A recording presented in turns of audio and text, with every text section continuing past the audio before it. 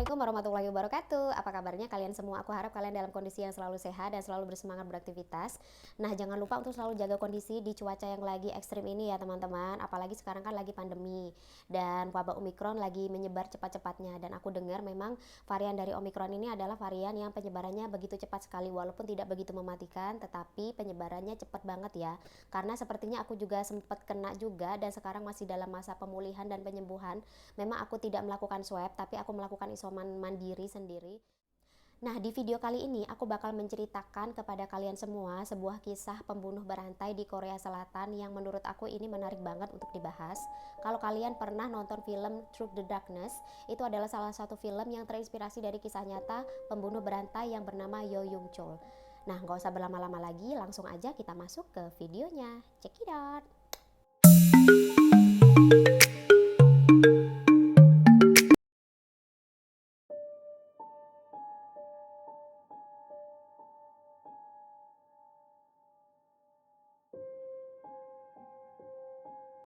Pada tanggal 18 April 1970 di desa Mampagu, Seoul, Korea Selatan itu lahir seorang anak yang bernama Yo Yung Chul.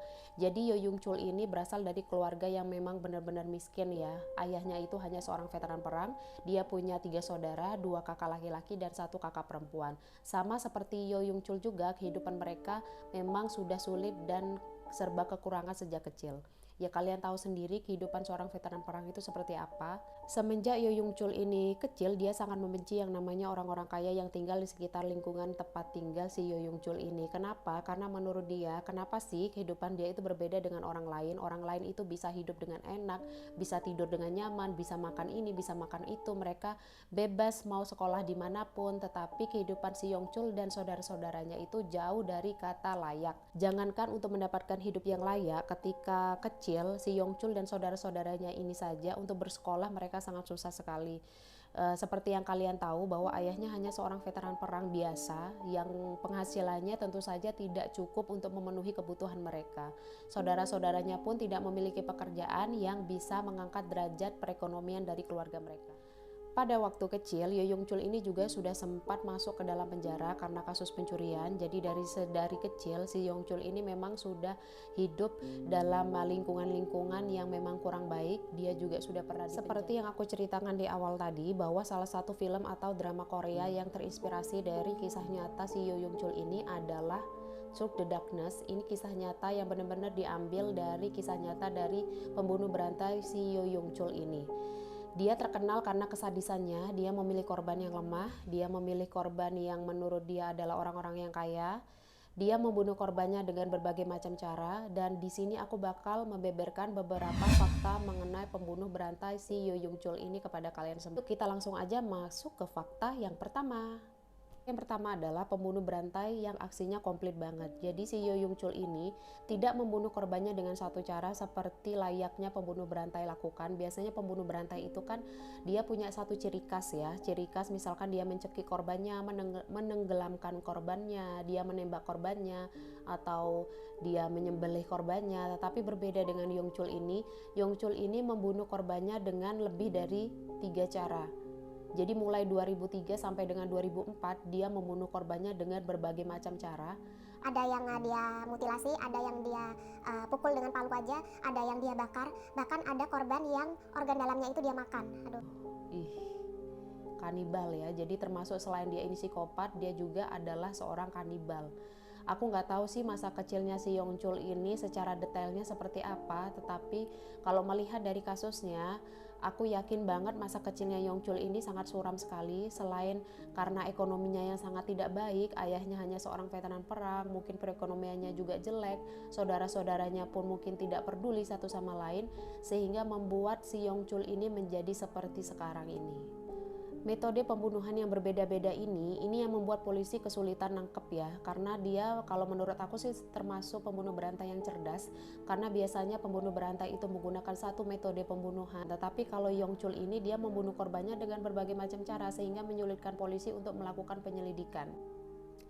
Fakta yang kedua, palu menjadi senjata andalan dari si Yung Chul ini. Jadi palu adalah senjata yang digunakan si Yung Chul untuk membunuh rata-rata korbannya. Jadi rata-rata korbannya itu dibunuh dengan menggunakan palu, jadi digetok kayak gitu sama palu sampai si korban ini tewas. Dan rata-rata korbannya ini adalah orang-orang kaya, orang-orang lansia yang mungkin menurut si Yongchul tidak akan melakukan perlawanan ini. Dia memukul korbannya berkali-kali hingga tewas. Jadi dengan tanpa rasa empati, tanpa ada rasa belas kasihan, dia memukul korbannya sampai dengan tewas menggunakan palu yang berat. Selain itu, fakta yang selanjutnya adalah si Yongchul ini adalah pembunuh perantai yang sangat pintar, cermat, dan juga teliti. Ini terbukti dari TKP yang tidak terlalu banyak barang bukti, juga tidak terlalu banyak cipratan darah, hingga tidak meninggalkan banyak bukti atau banyak jejak di TKP, sehingga polisi makin sulit untuk menemukan siapa pembunuh dari korban-korban yang berjatuhan di Korea Selatan ini.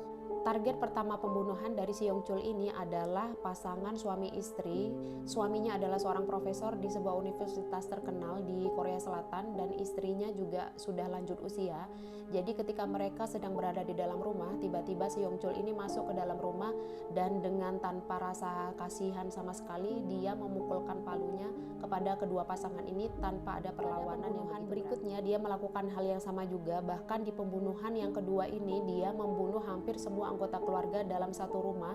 Jadi mulai dari ibu, anak, dan menantu semuanya dia bunuh menggunakan palu. Sementara itu guys, di pembunuhan keempatnya tidak sengaja nih si Yongchul nih ngelukain dirinya sendiri. Jadi supaya tidak meninggalkan jejak dan juga barang bukti, dia membakar rumah dari korbannya itu. Jadi setelah dibunuh, rumahnya pun dibakar guys sama si Yongchul ini. Dia benar-benar tega dan sadis banget ya kan.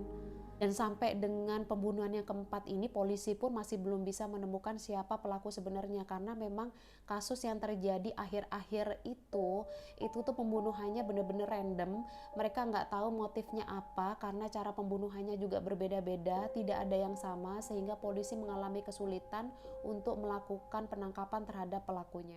Yang lebih mengherankan lagi nih guys, walaupun korban-korban dari si Yongchul ini adalah orang-orang kaya, tapi tidak ada satupun barang dari orang-orang kaya ini yang diambil oleh si Yongchul ini, karena memang motif utama dari si Yongchul ini membunuh mereka bukan untuk mengambil harta benda atau barang berharga dari para korbannya, tetapi si Yongchul ini memang murni memiliki dendam dan rasa tidak suka terhadap orang-orang kaya yang ada di Korea Selatan.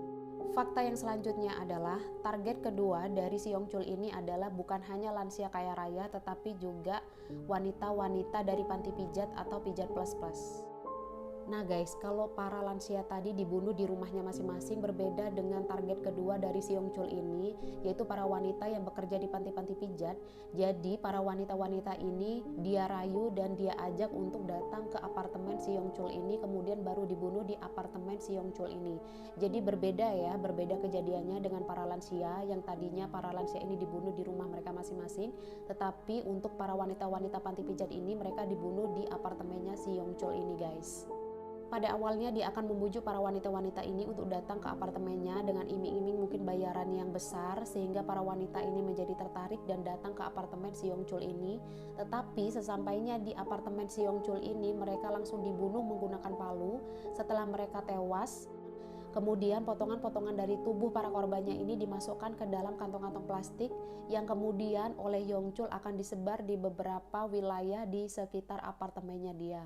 Hal utama yang memicu si Yongchul ini membunuh para wanita panti pijat ini adalah rasa dendamnya kepada mantan istrinya guys. Jadi mantan istrinya ini ternyata adalah seorang pekerja di panti pijat, dan kenapa dia merasa dendam kepada mantan istrinya? Itu karena mantan istrinya meninggalkan si Yongchul ini dikarenakan si Yongchul ini memiliki banyak catatan kriminal. Wajar kali ya kalau kita kayak wanita kan ngerasa takut dan ngerasa nggak aman kalau misalkan pasangan atau suami kita itu memiliki catatan kriminal yang banyak banget.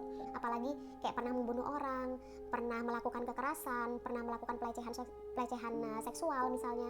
Itu menjadi salah satu alasan kenapa mantan istrinya ninggalin si Yongchul ini. Menurut aku sih wajar-wajar aja ya.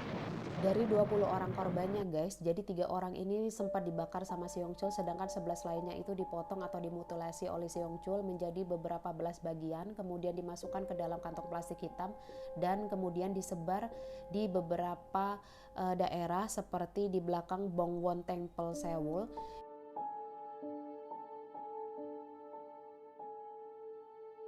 Si Yongchul ini berhasil ditangkap pada tahun 2004 polisi menyuruh si Yongchul ini untuk membawa mereka ke lokasi tempat di mana si Yongchul ini menyebarkan beberapa potongan-potongan tubuh dari para korbannya. Dan di Bongwon Temple Seoul, polisi menemukan banyak sekali potongan-potongan tubuh korban dari si Yongchul ini, dari 11 korban yang dia potong. Dan pada akhirnya pada tanggal 13 Desember tahun 2004 akhirnya si Yongchul ini dijatuhi hukuman mati guys oleh pengadilan di Korea Selatan. Tapi aku rasa sih hukuman mati yang dijatuhkan pengadilan Korea Selatan terhadap Yongchul ini sudah sangat tepat banget guys. Karena kenapa? Mengingat rasa sakit dan juga rasa kehilangan para korban akibat dari tindakan yang dilakukan si Yongchul ini itu benar-benar luar biasa banget dan meninggalkan trauma yang luar biasa. Tidak hanya bagi masyarakat di Korea Selatan, tapi juga para keluarga dari korban-korban si Yongchul ini guys. Jadi menurut aku itu udah tepat banget hukumannya, hukuman mati. Walaupun sampai sekarang masih menjadi perdebatan yang namanya hukuman mati di Korea Selatan. Dan karena masih menjadi perdebatan itu, sehingga sampai sekarang pun si Yongchul masih mendekam dalam penjara dan menunggu masa hukumannya guys. Nah guys, itu tadi adalah cerita tentang pembunuh berantai yang berasal dari Korea Selatan. Aku harap cerita ini bisa menghibur dan juga menambah referensi cerita-cerita kriminal kalian. Dan aku harap kalian bisa mengambil pembelajaran dari cerita yang aku suguhkan barusan. Dan aku terima kasih banget kalau kalian mau mengklik tombol subscribe dan juga tombol like dan juga tombol share-nya. Juga kalian boleh deh kalian hidupin loncengnya supaya kalau misalkan aku upload video-video baru, kalian gak ketinggalan dan langsung nontonin video aku selanjutnya.